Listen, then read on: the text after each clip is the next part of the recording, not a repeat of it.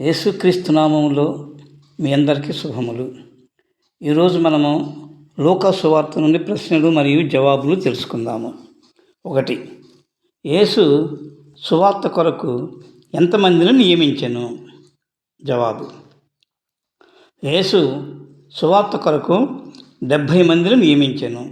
2. యేసు సువార్తను ప్రకటించుటకు ఈ 70 మందిలో ప్రతి చోటికి ఎంతమంది చొప్పున పంపెను? జవాబు: యేసు సువార్తను ప్రకటించుటకు ఈ 70 మందిలో ఆయన వెళ్ళబోవు ప్రతి ఊరికిని ప్రతి చోటుకుని తనకంటే ముందుగా ఇద్దరిద్దరి చొప్పున పంపెను. 3. యేసు సువార్తకు ఇద్దరిద్దరుగా పంపుచు వారితో ఏమి చెప్పాను? జవాబు: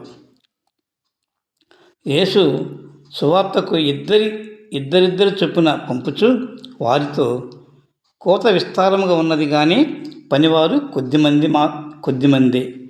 కాబట్టి కోత యజమానుని తన కోతకు పనివారిని పంపమని వేడుకొనమనెను. 4. యేసు వారిని పంపుచు ఎవరి మధ్యకు పంపుచున్నట్టు చెప్పారు?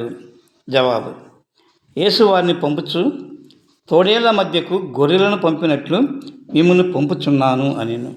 5. ఏమి తీసుకొని వెళ్ళవద్దని యేసు తన శిష్యులకు చెప్పాను? జవాబు: మీరు సంచినైనను జాలినైనను చెప్పులనైనను తీసుకొని పోవద్దని చెప్పాను. 6. మీరు మొదట ఏ ఇంటనైనను ప్రవేశించినప్పుడు వారికి ఏమి చెప్పమంటున్నారు?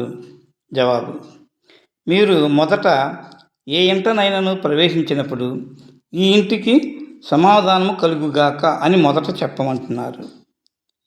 7. సమాధాన పాత్రుడు ఆ గృహంలో ఉండిన ఎడల ఏమి జరుగును? సమాధాన పాత్రుడు ఆ గృహంలో ఉండిన ఎడల మీ సమాధానము అతని మీద నిలుచును, లేని ఎడల అది మీకు తిరిగి వచ్చును.